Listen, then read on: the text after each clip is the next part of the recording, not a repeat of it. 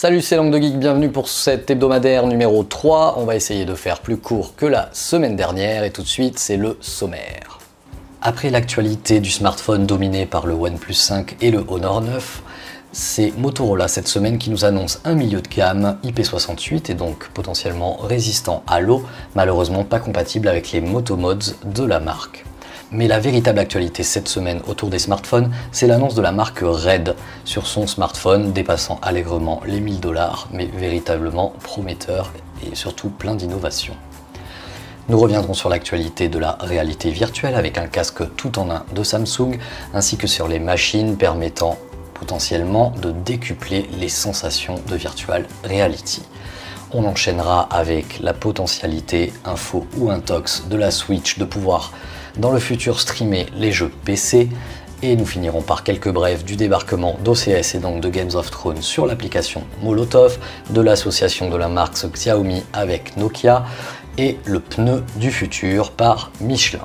L'actualité smartphone cette semaine, c'est l'annonce du Motorola X4. Ce devrait être un téléphone aux alentours des 350-400 € qui aura la spécificité d'être IP68 et donc résistant à l'eau et à la poussière. Pour le reste, un double capteur photo, une batterie de 3000 mAh, un capteur d'empreinte digitale, 64 Go par défaut, il me semble non extensible par carte SD.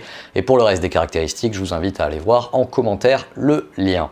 La vraie actualité de cette semaine, c'est l'annonce de Red. Alors non pas Red, le sous-opérateur de SFR qui fait des promos sur les téléphones mobiles, mais Red, la marque de caméra de qualité cinéma qui filme en 6K ou en 8K, très utilisée par le youtubeur célèbre Marcus Brownlee. Red nous a annoncé un smartphone par une annonce énigmatique avec juste une photo assombrie qui nous laisse voir un gros capteur photo, probablement minimum 1 pouce, un petit peu comme le photophone qu'avait lancé Panasonic qui s'appelait le CM1.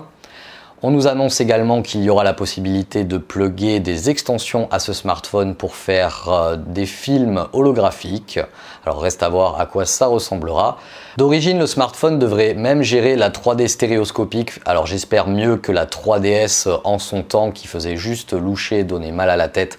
Et Nintendo a très vite abandonné cette fonctionnalité. Pour le prix, car vous pouvez déjà le précommander même si la disponibilité ne sera pas avant 2018, on est sur du 1200 $ pour la version aluminium et 1600 $ pour la version titane. Allez, on enchaîne pour la virtual reality avec l'écurie que je n'ai pas citée la semaine dernière qui est Samsung. Pour l'instant, Samsung, c'était je prends mon smartphone Galaxy S ou Galaxy Note, je le mets dans un casque acheté pour l'occasion ou offert quand je suis dans les primo-acheteurs et je fais de la virtual reality en regardant mon smartphone comme ça, quasiment à bout portant. Et bien, sachez que Samsung travaille sur un casque 100% autonome standalone, comme on dit en anglais, où toute la technologie serait intégrée dans le casque avec la technologie de eye tracking qui donc concentre la qualité d'image directement là où regarde votre pupille pour diminuer la puissance nécessaire à afficher une image de qualité entièrement à l'intérieur du casque. Cela est de bon augure pour la disponibilité des futurs casques, donc CV2 d'Oculus ou du Vive 2 de chez HTC pour la fin d'année,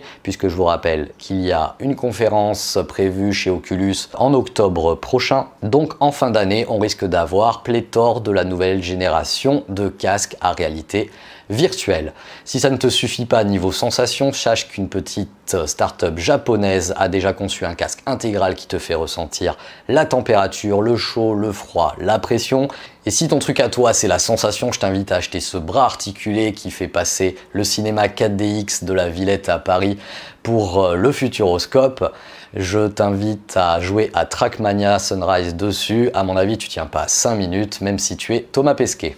Allez, on enchaîne sur une news, une fois n'est pas coutume, sur les consoles et la Nintendo Switch. Si tu en as marre de traire des vaches sur la honte du jeu vidéo de ces dernières années, qui est le jeu pourri One to Switch, si tu en as marre d'éclater tous tes amis, n'est-ce pas Soumol, à Mario Kart, si tu ne peux plus attendre le futur Mario Party ou Mario et les lapins crétins qui sort fin août, alors je ne sais pas si c'est une vraie news ou une fake news, mais la Switch devrait être compatible avec un système de streaming où en gros tu fais tourner ton gros jeu vidéo sur ton PC de gamer, tu y joues directement sur ta Nintendo Switch à distance. A priori on a vu des captures sur The Witcher 3 qui tourneraient ainsi. Je ne sais pas si Nintendo, commercialement ou philosophiquement, laissera passer la chose, mais il faut bien aller attirer les gros gamers qui se destinent à la PS4 Pro et la future Xbox One X. Donc à voir si l'expérience se concrétise d'ici Noël.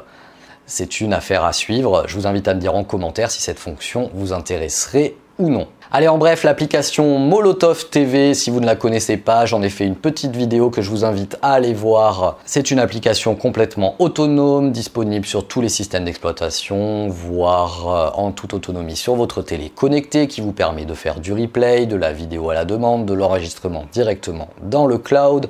Molotov va donc recevoir OCS en abonnement optionnel à 12 € par mois. Alors 12 € par mois, c'est le prix d'un Netflix pour 4 écrans, je sais. Sauf que dans OCS, vous avez la série Games of Thrones. Et donc cela peut intéresser les gens qui sont en manque de T411 et ne savent plus télécharger autrement. Bon, à mon avis, vous avez déjà trouvé une autre solution. En bref, la marque Xiaomi, prononcée Xiaomi par certains, s'associe à Motorola. Alors pour le moment, pas pour la création d'un smartphone en commun, mais plutôt pour un échange de brevets et de technologies cellulaires afin d'étendre Xiaomi à l'international, puisque pour l'instant Xiaomi, c'est surtout de l'importation des petits sites chinois, comme je l'évoquais la semaine dernière, même si a priori Matériel.net et LDLC en France devraient maintenant nous faire de l'import officiel. Il est encore difficile de trouver Xiaomi en Europe et aux USA, alors qu'ils font vraiment d'excellents produits. Et comme ils ont un petit peu de mal en Chine face à Oppo, Vivo et autres Huawei, et tout cela n'est que bon pour nous, avec plus de concurrence de par cette marque qui fait d'excellents produits. Allez, on termine par cette petite vidéo sur le pneu du futur par Michelin, directement sorti d'une imprimante 3D qui pourra vous le réparer en vous remettant une petite couche de gomme quand il est esquinté. Bref, ça laisse rêveur. Voilà, c'est tout pour l'épisode de cette semaine. On se retrouve la semaine prochaine pour l'actualité des nouvelles technologies. N'hésite pas à t'abonner en cliquant en bas à droite sur le bouton s'abonner, en cochant la petite cloche à côté pour avoir toutes les notifications des prochains numéros. N'hésite pas à partager également sur tous les réseaux sociaux. Moi, je te dis à la semaine prochaine.